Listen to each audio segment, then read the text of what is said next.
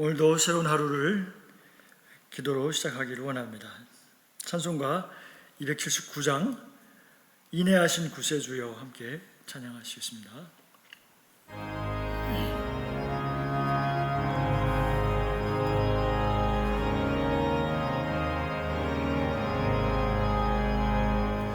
인내하신 구세주여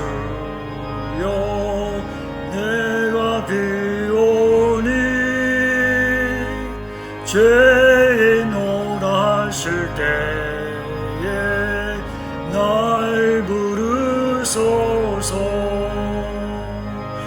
주여 주여 내가 비오니 죄인 오라 하실 때에 날 부르소서.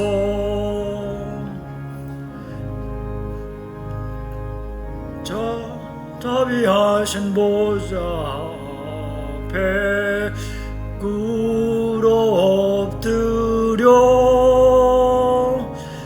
자복하고 회개하니 믿음 주소서.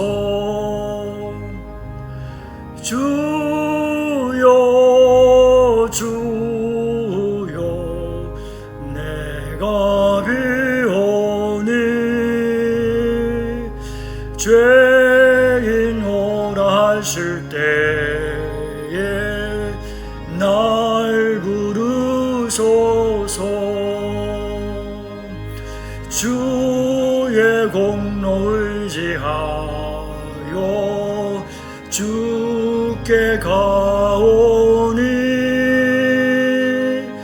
상한 마음을 고치시고 구원하소서. 주여 주여 내가 비오니 죄인 오라 하실 때에 날 부르소서. 만복 근원 우리 주여 위로하소서. 우리 주와 같으시니 어디 있을까. 주여 주여 내가 비오니 죄인 오라 하실 때에 날 부르소서. 아멘. 사랑하는 하나님 아버지, 우리가 이 아침에도 주님 앞에 나와왔습니다. 인자와 긍휼이 풍성하신 주님, 우리의 죄를 용서하여 주시옵소서. 기도하옵나니 우리에게 믿음을 더하여 주시옵소서. 주의 공로 의지하여서 아버지 은혜 보좌 앞에 기도드립니다. 우리 영혼을 정결하게 하옵시고 성령의 불로 다시금 믿음으로 일어나게 하여 주옵소서. 아버지 얼굴을 구합니다. 그 얼굴의 광채로 우리에게 비추사 우리의 영혼이 소생하게 하여 주시옵소서. 예수님의 이름으로 기도드리옵나이다. 아멘. 오늘 본문 말씀은 호세아서 1장 1절로 11절과 2장 1절까지의 말씀입니다. 제가 봉독하겠습니다. 우시아와 요담과 아하스와 히스기야가 이어 유다 왕이 된 시대, 곧 요아스의 아들 여로보암이 이스라엘 왕이 된 시대에 브리에의 아들 호세아에게 임한 여호와의 말씀이라. 여호와께서 처음 호세아에게 말씀하실 때 여호와께서 호세아에게 이르시되 너는 가서 음란한 여자를 맞이하여 음란한 자식들을 낳으라. 이 나라가 여호와를 떠나 크게 음란함이니라 하시니 이에 그가 가서 디블라임의 딸 고멜을 맞이하였더니 고멜이 임신하여 아들을 낳음에 여호와께서 호세아에게 이르시되 그의 이름을 이스르엘이라 하라. 조금 후에 내가 이스라엘의 피를 예후의 집에 갚으며 이스라엘 족속의 나라를 폐할 것임이니라. 그날에 내가 이스라엘 골짜기에서 이스라엘의 활을 꺾으리라 하시니라. 고멜이 또 임신하여 딸을 낳음에 여호와께서 호세아에게 이르시되 그의 이름을 로루하마라 하라. 내가 다시는 이스라엘 족속을 긍휼히 여겨서 용서하지 않을 것임이니라. 그러나 내가 유다 족속을 긍휼히 여겨 그들의 하나님 여호와로 구원하겠고 활과 칼이나 전쟁이나 말과 마병으로 구원하지 아니하리라 하시니라. 고멜이 로루하마를 젖된 후에 또 임신하여 아들을 낳음에 여호와께서 이르시되 그의 이름을 로암이라 하라. 너희는 내 백성이 아니요 나는 너희 하나님이 되지 아니할 것임이니라. 그러나 이스라엘 자손의 수가 바닷가의 모래같이 되어서 헤아릴 수도 없고 셀 수도 없을 것이며 전에 그들에게 이르기를 너희는 내 백성이 아니라 한 그곳에서 그들에게 이르기를 너희는 살아계신 하나님의 아들들이라 할 것이라. 이에 유다 자손과 이스라엘 자손이 함께 모여 한 우두머리를 세우고 그 땅에서부터 올라오리니 이스라엘의 날이 클 것이미로다. 너희 형제에게는 암미라 하고 너희 자매에게는 루하마라 하라. 아멘. 오늘 말씀으로 배역한 백성을 향한 하나님의 마음이라는 제목으로 함께 말씀을 나누겠습니다. 호세아서는 선지자 호세아가 기록한 예언서입니다. 구약에는 12권의 소선지서가 있습니다. 그 중에서 첫 번째에 해당하는 책이 바로 호세아서입니다. 호세아 선지자가 활동하던 시대는 이스라엘이 남쪽 유다와 북쪽 이스라엘로 갈라진 지 200여 년이 훨씬 더 지난 때였습니다. 호세아 선지자는 북이스라엘에서 사역을 하였습니다. 그 당시에 북이스라엘의 왕은 여로보암 2세 때였습니다. 이때가 주전 약 8세기 정도로 이제 약 한 30-40년 후면은 북이스라엘이 아수르에 의해서 멸망하게 됩니다. 그럼에도 불구하고 당시에 정치가 비교적 안정되어 있었고 경제적으로도 풍요로웠던 때입니다. 또한 국가적으로 영토의 팽창 정책으로 나라 전체가 번영을 누리고 있었던 때입니다. 그렇기 때문에 백성들은 심판이 머지않았다는 것을 전혀 모른 채 그들의 사회적, 도덕적 부패는 날로 극심해져 갔습니다. 또 영적으로는 우상을 섬기며 하나님을 점점 외면하면서 살고 있었습니다. 고멜의 음행은 하나님을 저버리고 가나안 신들, 특히 바알신을 섬긴 이스라엘의 전체의 가증한 죄를 상징합니다. 그들은 하나님이 주신 은혜와 선물을 바알이 준 것으로 여겼습니다. 여기서 여로보암의 죄가 무엇인지 잠시 살펴보겠습니다. 여로보암은 다윗의 통일 왕국을 이어서 솔로몬 왕으로 이어지다가 하나님께서 10개의 지파를 나누어서 솔로몬의 부하였던 여로보암에게 주셨습니다. 그래서 북이스라엘의 초대 왕이 여로보암인 것입니다. 그리고 나머지 유다 지파는 솔로몬의 아들인 르호보암이 왕이 됩니다. 여호와께서는 여로보암에게 내 종 다윗이 행함같이 내 율례와 명령을 지키면 너를 견고하게 하겠다고 약속하셨습니다. 그러나 여로보암은 이렇게 생각을 합니다. 열왕기상 12장 26절입니다. 그의 마음에 스스로 이르기를 나라가 이제 다윗의 집으로 돌아가리로다.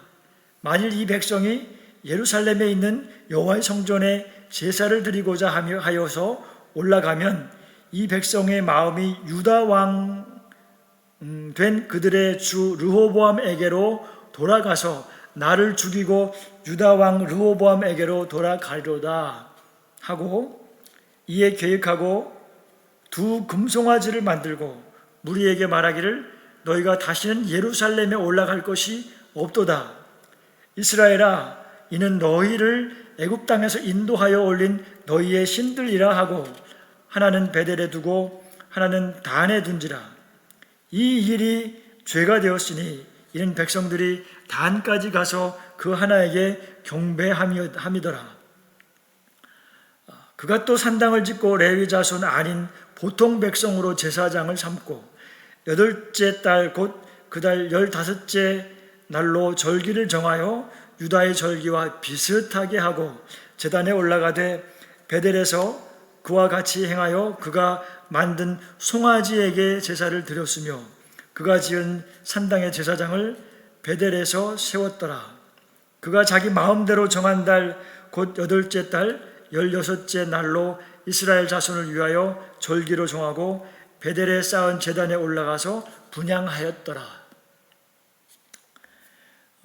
하나님께서 가장 싫어하시는 금송아지 우상을 만들었습니다.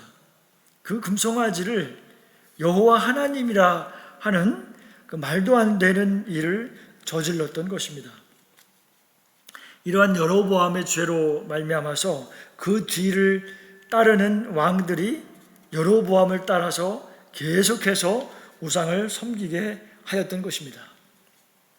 하나님을 위해서가 아니라 바알을 위해서 절기를 지키고 제사하며 바알에게 영광을 돌렸습니다. 그래서 성경에서 하나님께 불순종하는 대표적인 왕으로 낙인이 찍혔습니다. 구약에는 순종하는 왕들을 다윗의 길로 행하는 왕이라고 표현을 했고, 반대로 불순종하는 길로 행했던 왕들을 여로보암의 길로 행하였다고 이렇게 표현하면서 여로보암은 이 불순종의 상징이 되고 말았습니다. 하나님께서는 호세아를 통하여 이스라엘의 음행을 지적하시며 이것을 제거하라고 강력히 촉구하십니다. 하나님께서 호세아 선지자를 통하여서 이스라엘 백성과 이러한 관계를 어떻게든 되돌리고자 애쓰십니다. 그래서 하나님께서는 가장 효과적인 방법을 선택하셨는데 그것은 바로 호세아의 불행한 결혼을 통해서 사용하십니다. 호세아가 불륜을 저지르고 다른 남자를 따라간 아내를 쫓아가서 다시 데리고 되찾아오는 과정을 통해서 백성들이 호세아의 그 행위 예언을 보면서 하나님 아버지의 애타는 심정을 느끼도록 하신 것입니다. 호세아 1장 2절입니다. 여호와께서 처음 호세아에게 말씀하실 때 여호와께서 호세아에게 이르시되 너는 가서 음란한 여자를 맞이하여 음란한 자식을 낳으라. 이 나라가 여호와를 떠나 크게 음란함이니라 하시니. 호세아는 여호와의 말씀을 듣고 상당히 당황하였을 것이라고 생각이 됩니다. 거룩하고 경건하게 하나님을 섬기는 사람에게 음란한 여자와 결혼하고 또 음란한 자식을 낳으라니요. 이게 참 이해하기 어려운 말씀인 것이죠. 그러나 하나님께서는 그 이유를 말씀하시기를 이 나라가 여호와를 떠나 크게 음란함이니라 라고 말씀하십니다. 하나님께서 북이스라엘 백성들에게 하시고자 하는 말씀을 호세아의 결혼 생활을 통해서 행위로서 표현하겠다는 것입니다. 시각적으로 보게 하여 깨닫도록 하는 행위 예언을 하겠다는 것입니다. 사랑하지도 않는 또 음란한 여자를 데려다가 결혼하는 것은 참 순종하기 어려운 일입니다. 그러나 하나님의 종인 호세아는 기꺼이 순종합니다. 1장 3절 말씀입니다. 이에 그가 가서 디블라임의 딸 고멜을 맞이하였더니 고멜이 임신하여 아들을 낳으매 여호와께서 호세아에게 이르시되 그의 이름을 이스르엘이라 하라. 조금 후에 내가 이스르엘의 피를 예후의 집에 갚으며 이스라엘 족속의 나라를 폐할 것임이니라. 호세아는 고멜과 결혼하였고 고멜이 아들을 낳았는데 여호와께서 그의 이름을 이스르엘이라 하라고 하셨습니다. 이스르엘이라는 이름의 뜻은 그 피의 보복과 북이스라엘의 패망을 의미합니다. 특별히 여기서 이스르엘이라는 명칭은 예후가 아합의 집을 대량으로 학살한 장소를 말합니다. 거기서 일어난 그 대량 학살을 염두에 두고 이렇게 표현을 한 것입니다. 4절에 이스라엘의 피를 예후에게 갚으리라는 말씀이 좀 설명이 필요한데요. 첫 번째는 예후가 아합의 집을 멸하는 것으로 만족하지 않고 유다의 아하시야와 그 형제 42명을 모두 죽였기 때문입니다. 두 번째로 그 이유는 아합의 집의 멸망이 비록 하나님의 명령에 의한 것이었지만 예후의 그 동기는 순수하지 못했기 때문입니다. 즉 예후는 하나님의 명령을 자신의 이기적인 욕망과 악한 습성에 따라서 성취시켰던 것입니다. 이것은 예후가 바알 숭배를 멸하였지만은 여로보암의 죄, 곧 금송아지 숭배를 계속 행했다는 사실이 입증이 됩니다. 결국 예후의 행위는 여호와께 순종이라기보다는 대량 학살이라는 범죄로 인식될 수밖에 없다는 것입니다. 예후의 멸망은 하나님의 말씀대로 4대 만에 스가랴가 통치한 지 6개월 만에 살룸의 반역으로 죽임을 당함으로써 성취되었습니다. 이어서 6절 말씀입니다. 고멜이 또 임신하여 딸을 낳음에 여호와께서 호세아에게 이르시되 그의 이름을 로루하마라 하라. 내가 다시는 이스라엘 족속을 긍휼히 여겨서 용서하지 않을 것임이니라. 고멜이 이번에는 딸을 낳았는데 그의 이름을 로루하마라고 지었습니다. 그 이름의 뜻은 긍휼히 여김을 받지 못하는 자라는 뜻입니다. 내가 다시는 이스라엘 족속의 긍휼히 여겨서 용서하지 않을 것이라 경고하고 계시는 것입니다. 여기서 이스라엘 족속은 분열 왕국의 북쪽 북이스라엘을 가리키는 것입니다. 7절입니다. 그러나 내가 유다 족속을 긍휼히 여겨 그들의 하나님 여호와로 구원하겠고 활과 칼이나 전쟁이나 말과 마병으로 구원하지 아니하리라 하시니라. 6절에서 하나님께서는 분명히 이스라엘 족속을 긍휼히 여기지 않겠다고 말씀하셨습니다. 근데 7절에서는 유다 족속, 그러니까 남쪽 유다 족속을 말합니다. 유다 족속을 긍휼히 여겨서 그들의 하나님 여호와로 구원하겠다고 말씀하십니다. 7절의 그 유다 족속은 분열 왕국 남쪽의 유다를 말하고 있습니다. 따라서 북이스라엘이 먼저 멸망하게 된다는 것을 경고하고 있는 것입니다. 북이스라엘이 멸망한 후에 약 130년 후에 남유다가 바벨론에게 멸망을 당하고 남은 자들이 포로로 끌려가게 됩니다. 나라가 멸망하게 되는 이유는 이 말씀에서 나라가 멸망하게 되는 이유는 활과 칼이나 전쟁이나 말과 마병이 많아서가 아니고 여호와께 긍휼히 여김을 받느냐 또는 긍휼히 여기심을 받지 못하느냐에 달려 있다는 것입니다. 여기서 우리 각 개인도 동일하게 이 말씀이 적용된다고 생각을 합니다. 우리의 스펙이나 능력으로 이 세상에서 살아갈 것이 아닙니다. 신실하신 여호와 하나님께 긍휼히 여기심을 얻느냐 또는 긍휼히 여기심을 얻지 못하느냐, 이것이 문제인 것입니다. 우리 모두가 하나님께 순종하는 삶을 삶으로써 하나님 아버지께 긍휼히 여기심을 받는 모든 성도님들 되시기를 축원합니다. 계속해서 8절 말씀입니다. 고멜이 로루하마를 젖댄 후에 또 임신하여 아들을 낳으매, 셋째입니다. 여호와께서 이르시되 그의 이름을 로암이라 하라. 너희는 내 백성이 아니요 나는 너희 하나님이 되지 아니할 것임이니라. 고멜이 세 번째로 아들을 낳았는데 그의 이름을 로암이라고 이름하였습니다. 그 뜻은 너희는 내 백성이 아니라 라는 것입니다. 이것은 아주 매우 화가 나서 하는 말씀처럼 들립니다. 우리가 때로 자식에게 매우 화가 나서 말하기를 이제 너는 내 자식이 아니다 라고 할 때가 드라마에서 본 일이 있죠. 이제 부모와 자식 간에 인연을 끝내자라고 하는 것과 같습니다. 호세아 자녀들의 이름을 다시 한번 정리해 봅니다. 첫째 아들은 이스르엘이라고 하였고 그 뜻은 피의 보복과 이스라엘의 멸망을 뜻한다고 했습니다. 둘째는 딸인데 로루하마라고 하였고 그 뜻은 긍휼히 여김을 받지 못한 자라는 뜻이었습니다.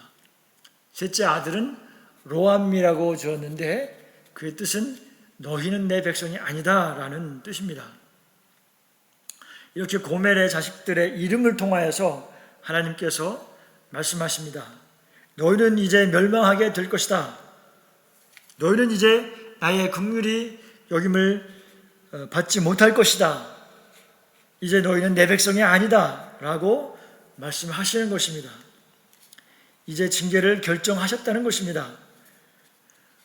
무엇이 하나님과의 관계를 깨어지게 하는 것일까요? 그것은 바로 죄 때문입니다. 하나님께서 고멜의 자녀의 이름에 담아 표현하신 하나님의 마음은 어떠할까요? 이것은 참 참다가 더 이상은 참을 수가 없어서 징계하시는 부모의 마음인 것입니다. 그러나 이제 하나님께서 본심을 말씀하십니다. 10절입니다. 그러나 이스라엘 자손의 수가 바닷가의 모래같이 되어서 헤아릴 수도 없고 셀 수도 없을 것이며 전에 그들에게 이르기를 너희는 내 백성이 아니라 한 그곳에서 그들에게 이르기를 너희는 살아계신 하나님의 아들들이라 할 것이라.